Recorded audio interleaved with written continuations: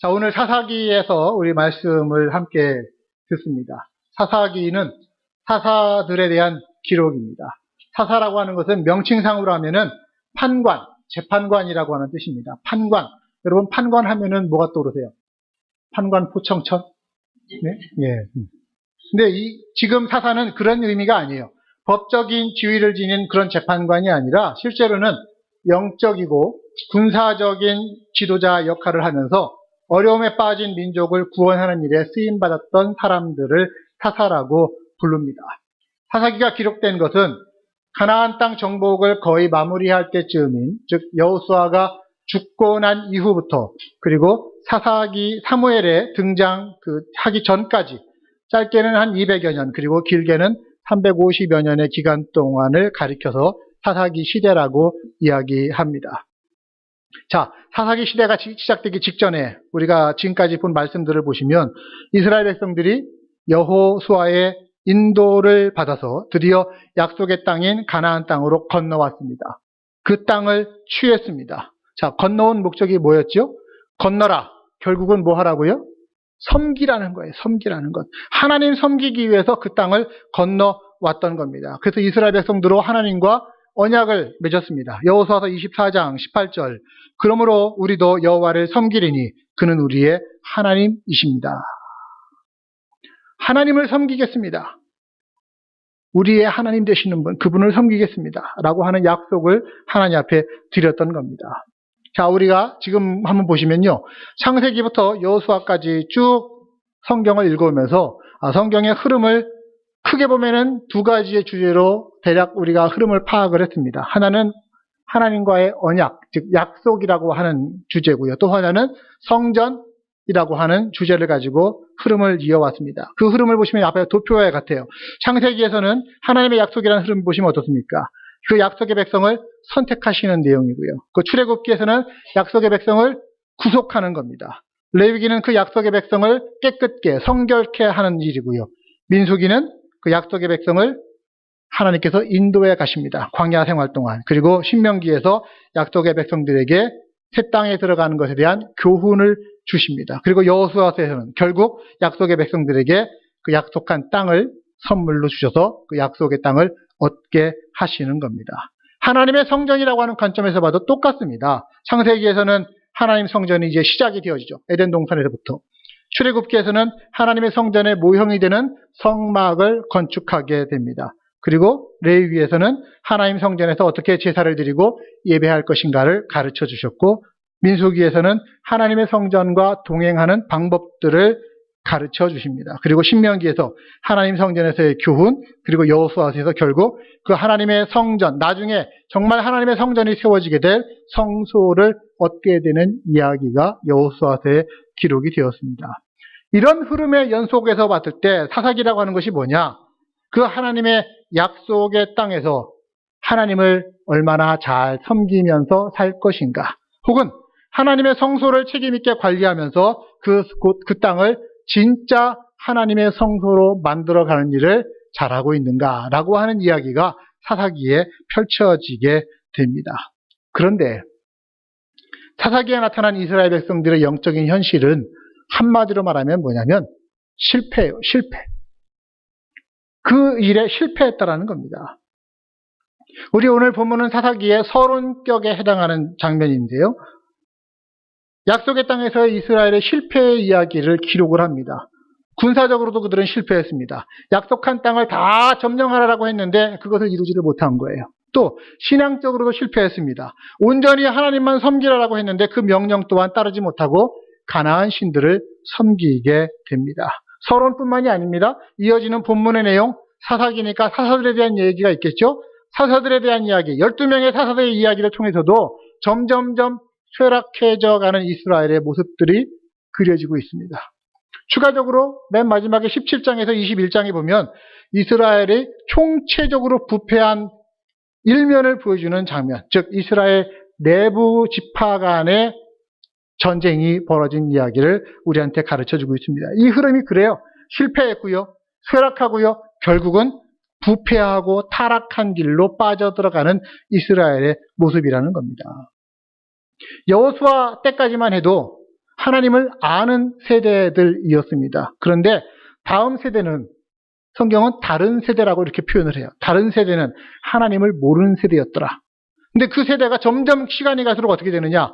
하나님이 사사들을 통해서 일하심을 보았음에도 불구하고 그들은 하나님께 등을 돌립니다. 배교를 했다라는 것이에요. 그래서 이 사사 시대를 한마디로 말하면 하나님이 하신 일을 모르는 세대입니다. 인정도 하지 않고요. 하나님을 무시하고요. 세대를 거듭할수록 강팍한 마음만을 하나님 앞에서 갖고 있었습니다. 그러니까 시대가 점점 갈수록 그 다음 세대를 바라보는 선조들의 마음이 어때요? 요즘 젊은 애들은 하나님을 몰라. 왜 우리 어느 시대든지 간에 그 일관된 주제 아닙니까? 요즘 젊은 것들은 뭐 이런 얘기 하잖아요. 다음 세대가 점점 갈수록 하나님을 모르고 무시하는 세대가 되어 갔다라는 것. 이스라엘이 그 가나안 땅에서 군사적으로도 실패했고 신앙적으로도 실패해서 점점 가나안화 되어 갔다라는 것을 우리는 알게 되는 겁니다. 여러분 사사기를 점점 읽어가시면서 반복적으로 나타나는 이 패턴을 아마 보셨을 거라고 생각합니다. 4가지의 내용이 점점 반복이 되어집니다. 뭐냐? 이스라엘 백성이 하나님 보시기에 악을 행합니다. 즉 배교하는 거예요. 그러면 하나님께서는 그 주위에 있는 이방 민족들이 이스라엘을 정복하고 괴롭히는 것을 허락하셨습니다. 그 이방 민족에게 복종하는 시간들이 이어집니다.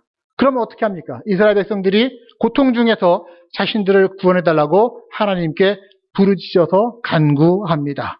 그러면 하나님은 사사를 보내셔서 그들을 구원해내십니다. 사사를 통한 구원이 이루어집니다. 그런데 여기서 끝이 아니고 이 일이 계속 반복이 되는 거예요. 그래서 16절에 이어지는 내용을 보면은 사사들을 통해서 하나님의 구원하심을 입은 백성들이 아직도 정신을 못 차립니다.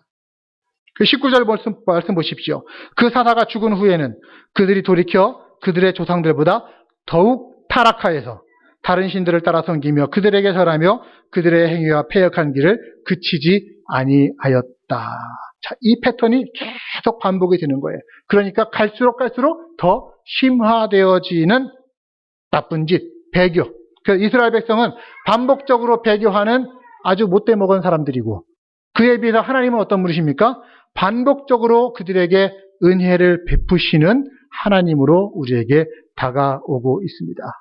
저는 이 사사기를 읽으면서 이스라엘 백성들의 기회주의적인 신앙을 알게 됩니다. 어떤 신앙의 모습이라고요? 기회주의적인 것. 기회주의적인 게 뭡니까? 급할 때는 하나님을 찾아요. 그런데 조금만 여유가 있어지면 자기가 하겠다고. 하나님 뒷전으로 좀 물러나시라고. 그리고 자기가 왕인 것처럼 자기가 주인으로 행세하며 사는 겁니다. 그러다 급하면 하나님 안 도와주시고 뭐해요? 하면서 자꾸 또 하나님 부르고 그 조금 상황이 좋아지면 하나님 이제부터 내가 할게요 하면서 하나님을 제껴두는 거예요. 그럼 하나님이 뭐라고 하십니까? 결국에 20절부터 22절에 보니까 이들이 내가 명령한 약속을 어기고 순종하지 아니했으니 나도 이방 민족들을 이들 가운데서 그냥 두겠다. 그래서 이스라엘 백성들을 시험해 보려고 한다. 과연 내가 얘기한 말씀의 도를 지키는지 안 지키는지를 내가 시험하고자 한다라고 하는 겁니다. 저는 그럼 여기서 이런 질문을 할 수가 있겠죠. 이스라엘 백성들은 왜 그렇게 악순환을 거듭하면서 하나님을 온전히 섬기지를 못했을까? 약속했던 거 아닙니까? 기왕에 약속했던 거 지키면은 좋잖아요. 그런데 지키질 않는 거예요. 이스라엘이 지속적으로 배교하고 하나님 신앙을 저버린 경위를 한번 우리가 생각해 봐야 됩니다. 그냥 단순히 생각해 보니까 너무 오랫동안 우리가 하나님만 섬겼네. 이제는 갈아탈 때가 되었어. 사랑은 움직이는 거야. 뭐 이러면서 딴 데로 간 게 아니에요. 생활과 직결되는 문제가 그 배후에 있었습니다. 그동안 이스라엘 백성들이 어디서 살았습니까? 광야에서 살았습니다. 광야를 떠돌면서 목축업을 주로 하던 유목민의 생활 방식을 이스라엘 백성들은 갖고 있었습니다. 그런데 가나안 땅으로 들어오면서부터는 주 생업이 바뀌는 거예요. 뭘로? 농업으로 바뀌는 거예요. 문제는 뭡니까? 이들이 농사에 초짜배기라고 하는 겁니다. 농사를 지어본 적이 없어요. 근데 누구에게 농사 짓는 법을 배워야 되는데 누구에게 배우느냐? 가나안 땅에 아직 남아있던 그 이방 백성들에게 농사 짓는 법을 배우려고 합니다. 가나안 땅에서 농사를 잘 지으려면 어떻게 해야 되는 겁니까? 물어보는데 문제는 뭐냐면 그 이방 백성들이 사용하는 가나안의 농사용 달력이 있어요. 이걸 사용하면 되는 거예요. 근데 그 농사용 달력은 주로 그 가나안의 우상숭배, 미신, 이것과 연결이 되어져 있다라고 하는 겁니다.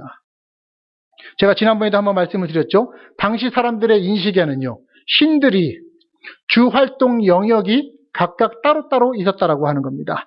산에서 활동하는 신이 있고, 광야에서의 신이 있고, 또 어디 산에서의 산신령이 있고, 뭐 이런 식으로 그 각각의 신들마다 주특기가, 전공 분야가 따로따로 있었던 거예요. 어떤 신은 출산을 담당하는 신이고요.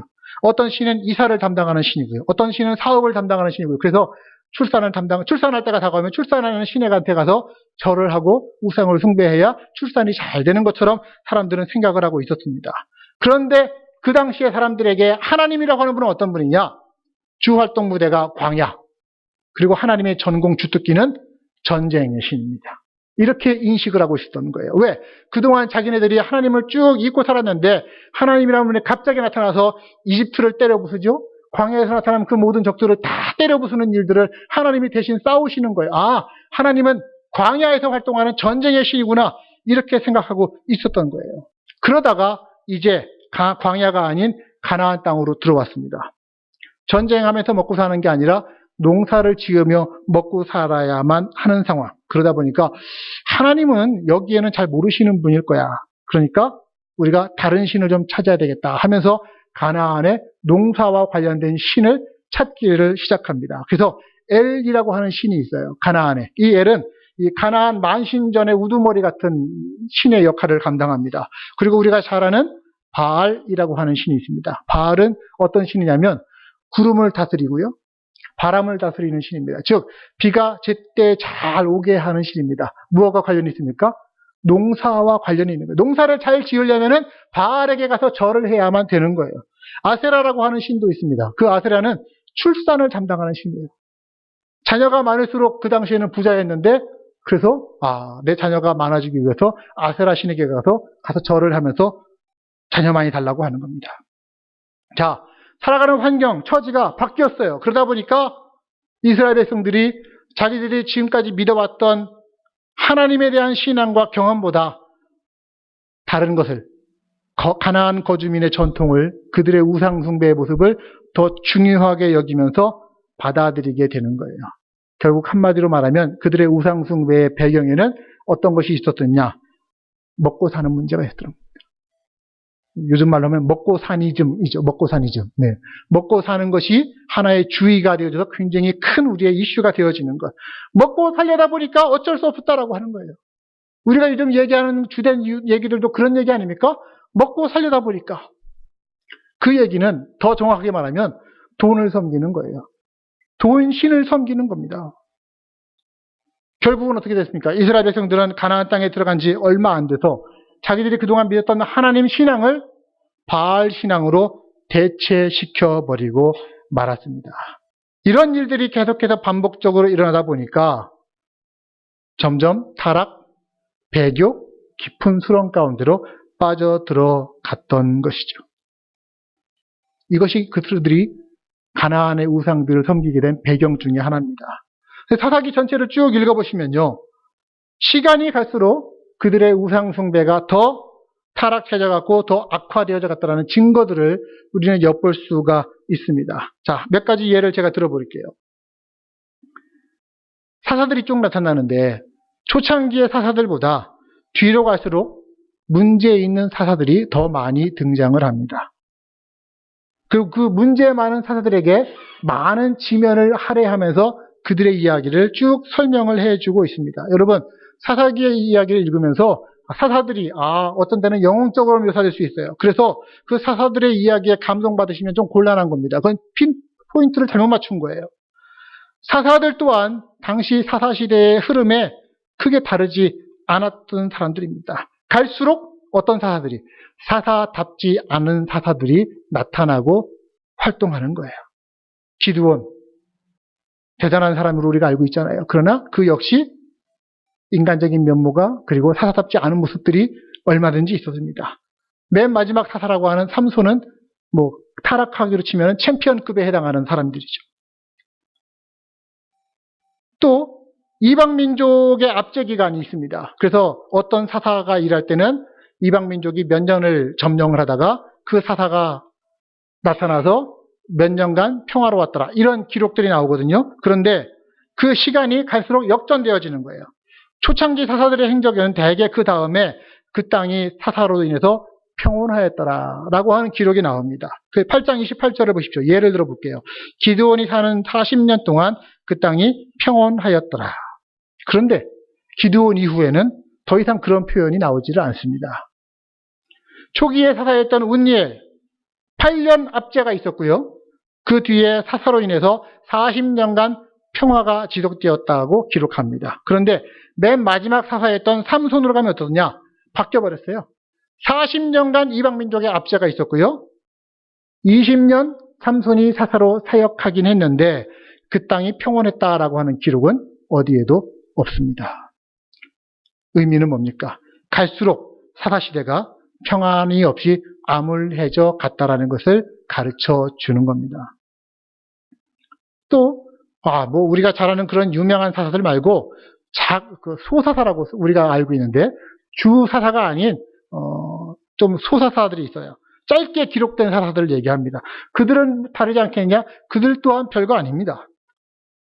대표적인 소사사들이 있어요. 몇 명 있는데 그들을 보면은 갈수록 자식이 많아요.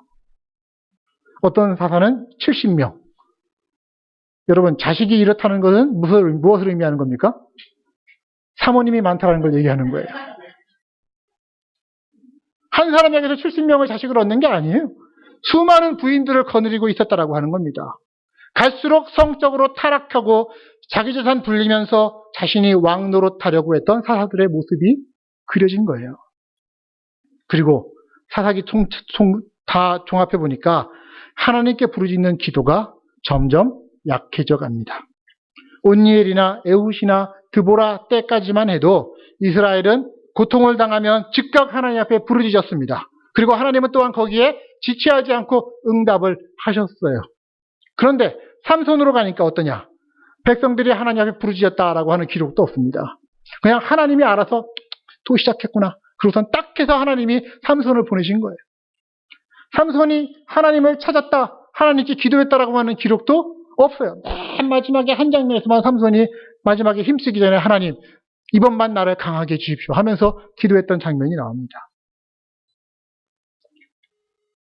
그래서 이런 시대들을 대표하는 구절이 사사기에 반복적으로 나타나는데 그게 뭐냐면 여러분 한번 보십시오. 17장 6절입니다. 함께 읽어볼까요? 시작. 그때에는 이스라엘에 왕이 없었으므로 사람마다 자기 소견에 옳은 대로 행하였더라.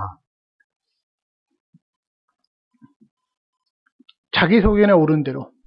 100명이면 100개의 소견이 있었습니다. 그리고 제각각 자기 마음대로 행동합니다. 무질서입니다. 사사기의 끝은 무질서의 극치를 달리는 거였습니다. 결국 우상숭배, 불순종이 무엇을 낳느냐? 폭력, 무질서, 파멸로 이어지게 되었다라는 것을 가르쳐 주는 거예요. 여러분, 사사기라고 하는 성경을 읽으면서 인간 사사 어떤 사람이 어떠한 일을 행했다. 여기에 포커스를 맞추면 안 됩니다. 우리가 초점을 둬야 될 주제는 뭐냐? 사사기 가운데 일하시는 하나님이 어떤 분이신가라고 하는 거예요. 하나님은 어떻게 일하시는가? 인간 사사를 너무 영웅시하지 마세요. 아무리 멋있다 한들 그들은 단지 그 시대와 상황에 따라서 하나님께서 세우시고 사용하신 사람들일 뿐입니다. 다 연약한 존재들이에요. 좀 더 엄밀히 검증을 해보자면 한국에서 왜 장관들을 세우면 청문회 하잖아요. 검증한다라고. 이 사사들을 처음에 검증하기 시작했으면은 사사가 될 수 있는 사람은 아무도 없었습니다. 자질이 부족한 사람들이었어요. 온니엘 아주 소심하고 겁이 많은 사람의 모습이 그려져 있습니다. 에훗은 어떻습니까? 에훗은 왼손잡이라고 되어 있거든요. 그 말은 왼손을 잘 쓰는 사람이기도 하지만 한편으로는 오른손에 장애를 가지고 있었다라고 하는 것을 이야기하는 겁니다. 드보라, 여성이에요, 여성. 당시 여성들의 사회적 위치를 우리는 짐작할 수 없습니다. 얼마나 낮은 위치였는지. 사고팔 수 있는 대상이었거든요. 기드온은 또 어떻습니까? 하나님께서 사사로 세우신다고 할 때 하나님의 뜻이 맞는지 한번 제가 하나님을 시험해 볼게요 하면서 몇 번씩이나 하나님께 증거를 요구하는 의심이 많은 사람. 나중에 사사로서의 역할을 감당하고 나서는 자기는 왕이 되는 거에 관심이 없다라고 말만 그렇게 했지 실제로는 왕처럼 행동했던 사람. 입다라고 하는 사사도 있습니다.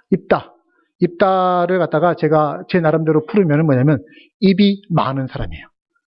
입으로 먹고 살았던 사람이에요. 그래서 이 이방 민족 앞에서도 막 대화로 설전을 해가지고 그들을 막 기죽이는 사람이 입다였습니다. 근데 입이 화근이었어요.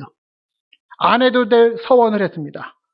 자기가 승리하고서 돌아갈 때 가장 먼저 나오는 사람을 하나님께 희생의 제물로 바치겠습니다. 근데 자기 딸이 가장 먼저 뛰쳐나온 거죠.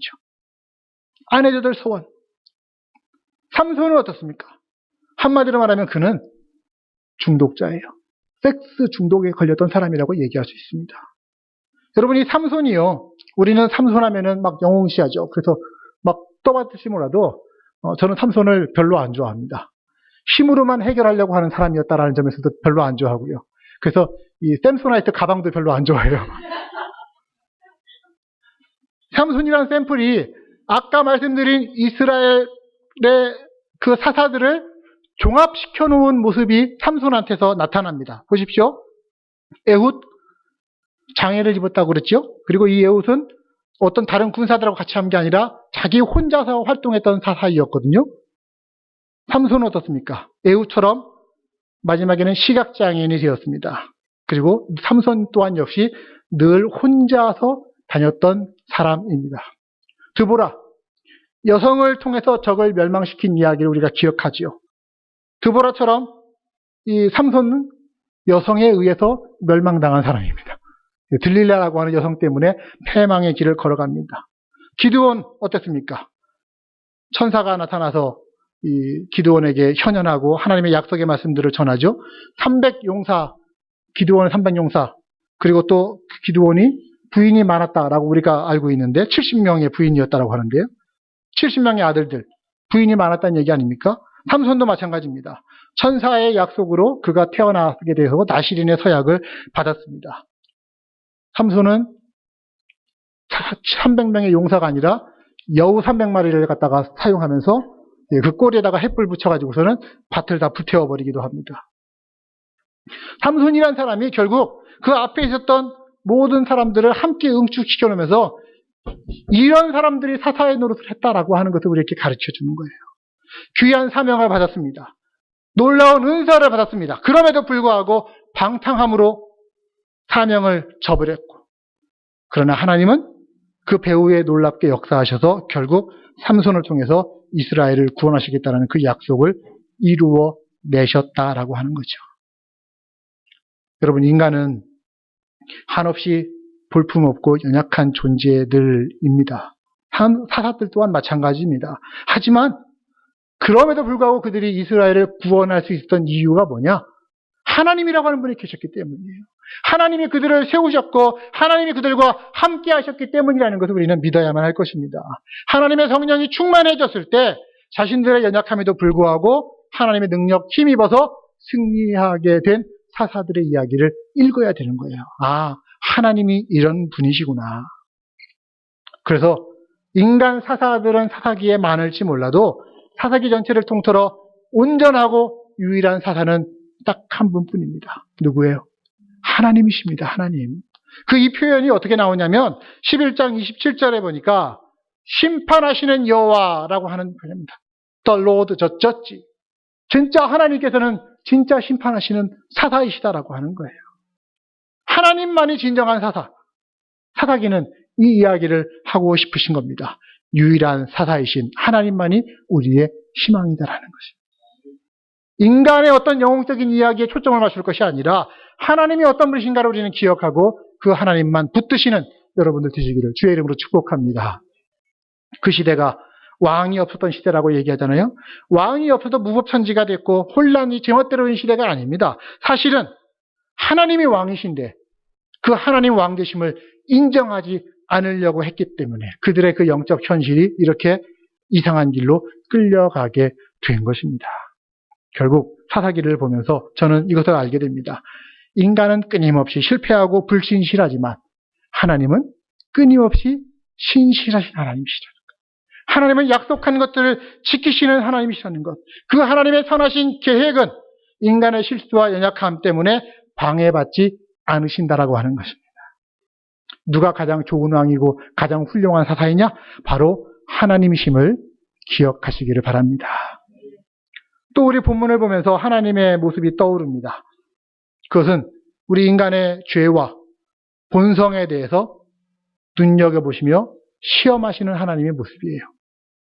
자, 여호수아가 죽기 전에 이미 가나안의 주력 부대, 남부군, 북부군들은 다 멸망을 시켜버렸습니다. 그러나 아직 패잔병들은 남아 있었습니다. 이미, 그러나 아직. 이 신학적으로 굉장히 중요한 주제입니다. Already, but yet. 이미 예수 그리스도께서 사탄의 머리를 짓밟으시고 죄악을 이기셨습니다. 아멘? 그러나 아직 우리에게 남겨진 일이 있습니다. 여호수아가 이 가나안 군대 주력 부대를 이미 멸망시켰지만 아직 패잔병들이 남아있어서 그 패잔병들을 몰아내는 일은 각 지역을 분배받은 지파들이 해야 할 일들이었어요. 그때 하나님께서 이런 말씀을 하시는 거예요. 21절, 22절. 나도 여호수아가 죽을 때 남겨둔 이방 민족들을 그들 앞에서 하나도 쫓아내지 않을 것이다. 이는 이스라엘이 그들의 조상들이 지킨 것처럼 나 여호와의 도를 지켜서 행하나 아니하나 이방 민족들을 통해 이스라엘을 시험하고자 함이라. 하나님의 뜻입니다. 가나안 주력 부대를 이미 무너뜨렸음에도 불구하고 가나안의 원주민들을 패잔병들을 남겨두신 이유. 힘없어. 이제는 네가 가서 이렇게 쓰레기로 이렇게 치우기만 하면 돼. 빗자루로 치우기만 하면 돼. 그러나 그 일은 네가 해야 돼. 맡기시면서 하나님은 우리에게 지침을 주시는 거예요. 이스라엘 백성들이 가나안 땅에 들어가 살면서 가나안 땅이 얼마나 좋은 땅입니까? 그 예전에 자기들의 선조들이 가나안 땅을 정탐할 때에 포도송이를 이고 왔는데 포도송이가 얼마나 큰지 앞뒤에서 사람들이 나무로 해갖고 매갖고 올 정도로 그렇게 풍성한 땅이었다라는 거예요. 그 땅에 들어가 살면서 이 땅은 좋은 땅이야. 여기에만 빠지지 말고 그 가나안의 삶의 방식이 있는 허점을 이스라엘은 꿰뚫어 볼 수 있었어야만 했습니다. 그게 뭐냐? 물질적으로는 잘 살았어요. 물질적으로는 풍요로웠지만 그러나 정신적으로, 영적으로 이방신들을 섬기며 하나님 아닌 다른 것들을 섬기면서 타락했던 모습의 극치가 가나안 땅에 있었다라고 하는 것입니다. 그래서 그들을 바라보면서 야, 이들처럼 우리도 잘 살았으면 좋겠다가 아니라 이들의 삶을 따라가서는 안 되겠구나. 우리는 오직 하나님만 섬겨야 되겠구나. 그 생각을 하기를 하나님은 원하셨던 거예요. 하나님이 이것을 테스트하셨던 겁니다. 하지만 이스라엘 백성은 가나안의 그 부요함, 풍성함에 취해버렸습니다. 그들의 정신적인 타락은 보지 못하고 오히려 그들을 부러워합니다. 나도 저들처럼 잘 살고 싶다. 나도 저들처럼 농사 잘 짓고 싶다. 잘 살기 위해서라면, 농사 많이 소출을 거두기 위해서라면 우상 숭배도 한 번쯤은 괜찮고 죄 같은 거 한 번 눈 감고 한 번 죄 지으면 어때? 잘 살기 위해서라면 이렇게 생각하며 따라갔던 거예요. 여러분, 죄라고 하는 것이 우리가 죄를 이겨야 된다는 걸 알지만 죄를 이기기 위해서는 어떤 마음이 있어야 되는지 아십니까? 단순히 죄가 나쁜 것이다라는 것을 아는 것만으로는요, 죄를 우리는 버리지 못합니다. 죄를 이기지 못합니다. 죄가 싫어야 돼요. 아멘.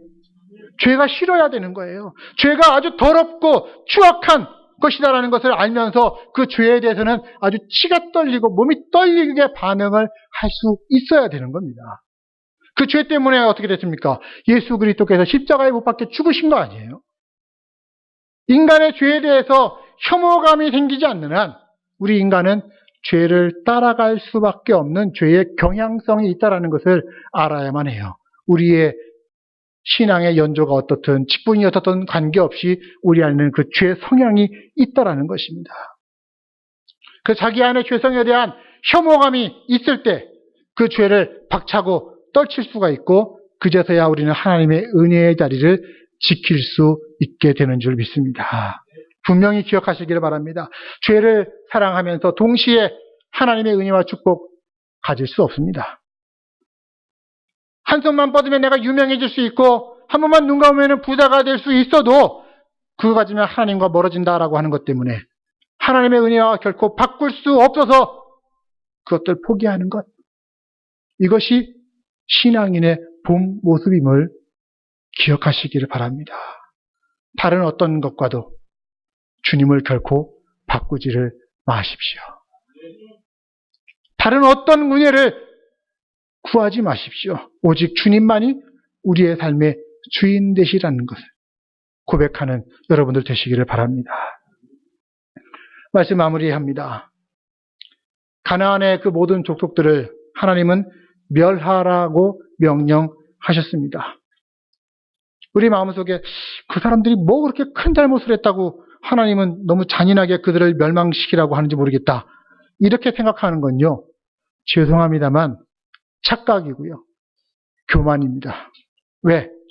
그거는 나의 사랑이 하나님의 사랑보다 더 크다라고 착각하는 거예요. 하나님 사랑의 하나님이라고 하면서 저들도 품어주지 못해? 나는 품어줄 수 있고 나는 용서할 수 있는데? 라고 하면서 교만한 짓 하는 겁니다. 비교할 수 없는 은혜로우신 하나님이 멸망시키라라고 했으면은 멸망시키는 게 마땅한 거예요. 그냥 그렇게 받아들이는 거예요. 근데 하나님보다 더 내가 은혜롭고 하나님보다 더 내가 자비로운 것처럼 교만을 떨면 안 되는 겁니다. 우리 신앙생활은 그저 하나님이 하라고 한 것은 하면 되는 것이고요. 하나님이 하지 말라고 하면은 하지 않으면 되는 겁니다. 한번 따라 합시다. 하나님이 하지 말라고 하라고 하는 것은 하면 되고 하나님이 하지 말라고 하면은 하지 말자. 네, 신앙은 단순한 거예요. 하나님이 하라고 한 거는 하면 되는 거고요. 하지 말라고 하신 것은 하지 않으면 되는 거예요. 이스라엘 백성들이 왜 가나안 땅에서 들어가 살게 되었는지 그들은 잊어버렸습니다. 그리고 먹고 사는 것에 매몰돼 버렸어요. 원래는 목적이 뭐였어요? 건너가서 섬기라는 것, 하나님 섬기는 게, 먹고 살기 위한 게 목적이 아니에요. 근데 이스라엘 백성들에게 하나님께서 새로운 지침을 주셨잖아요. 광야에서는 만나를 거저주시다가 너희들이 이제 이 땅에 들어왔으니까 이제는 너희 힘으로 농사를 지어서 한번 먹고 살아봐. 하나님께서 말씀하셨어요. 그러니까 염려가 닥친 겁니다. 농사 짓다가 실패해가지고서 굶어 죽으면 어떡하지? 아니, 지금까지 어떻게 살아왔는데? 지금까지 어떻게 살아왔어요? 하나님 은혜 덕분에 살아왔어요. 하나님이 거저 공급하시는 것 의지해서 살아왔어요. 그렇다면 앞으로 자기들의 삶의 방식이 농사 짓는 삶의 방식으로 바뀌었다 할지라도 하나님은 여전히 우리와 함께 하실 것을 믿으면 되는 겁니다. 그거 의지하면 되는 거예요. 근데 자기들 마음에 먼저 염려가 돼가지고 가나안의 농경기술의 마음을 빼앗기니까 하나님을 향한 거룩한 열정을 그들은 잊어버렸습니다. 사랑하는 여러분, 하나님 백성에게 꼭 필요한 것이 뭐냐? 하나님 백성답게 살고자 하는 열정입니다. 하나님 백성답게 살고자 하는 그 마음속에 불타오르는 마음. 쉽게 살려고 하면 이것만큼 우리를 시험에 빠지게 하는 게 없는 거예요. 편하게만 살려고 하면 영적인 전투를 우리는 피하고 도망가고 싶어 합니다. 사사시대를 한마디로 표현하면 타협과 공존의 시대입니다. 언뜻 들으면 타협, 공존 참 좋은 말이잖아요. 그렇죠? 타협과 공존. 그러나 사사시대의 문제는 뭐냐면 타협과 공존의 상대가 누구냐는 거예요. 죄예요, 죄. 죄와 타협하고 죄와 공존하면 결국은 어떻게 되느냐? 가나안 사람들과 아무런 다른 바가 없는 동화된 사람이 되고 마는 것입니다. 교회사적으로 오늘날의 이 시대를 십자가 이후의 교회 시대 혹은 성령 시대라고 이야기를 합니다. 예수 그리스도께서 십자가에서 구원의 큰 그림을 완성하셨어요. 이미. 그리고 아직 남겨진 것에 대해서 우리에게 사명을 맡기시고 교회에게 복음을 맡기셨습니다. 교회의 시대라고 하는 겁니다. 하지만 이 시대는 한편으로는 위기의 시대입니다. 위험합니다. 뭐예요? 교회가 세상을 닮아가면 교회의 등불이 꺼져갈 수밖에 없기 때문입니다. 위험합니다. 그러나 또한 이 시대는 기회의 시대이기도 합니다. 하나님의 백성들이 하나님을 사모하는 마음으로 불타오르서 하나님 주시는 성령의 기름 부심을 받고서 자기 안에 있는 거짓된 우상들을 다 몰아내면서 하나님만을 섬기면 하나님 주시는 부흥의 역사가 우리를 통해서 우리 주위에 이 땅에 넘쳐나게 될 기회를 우리는 살아가고 있는 겁니다. 이게 우리의 사명임을 여러분 믿으시기를 바랍니다. 그래서 우리 그리스도인들은 잘 사는 게 목적이 아니어서는 안 돼요. 잘 사는 것보다는 어떻게 사는 것? 참 사는 것. 잘 사는 길이 아니라 참 사는 길을 찾아야 되는 겁니다. 육체를 위해서 일한 사람, 세상으로부터 썩어질 것을 거둘 것이고, 성령을 위해서 일한 사람은 하늘로부터 영원한 것을 거둘 것이라고 했습니다. 내 안에 죄성이 있고, 연약함이 있고, 먹고 사는 것에 집착하는 마음이 있고, 탐욕이 있을 때 거기에 이끌림받고 거기에 넘어지지 말고 나는 오직 하나님만을 섬기겠다.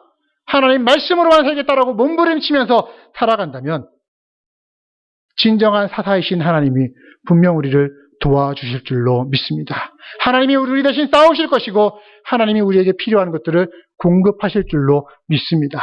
이게 하나님의 언약 백성이 사는 길임을 믿으시기를 바랍니다. 그래서 사사기에 나타났던 악순환들을 좀 떨쳐버리자고요. 그들의 악순환 회개하고 하나님이 구원해 주셨지만 그러나 또 타락해가지고 다시 또 하나님의 심판이 반복되어지는 그 악순환을 선순환으로 바꿔버려요.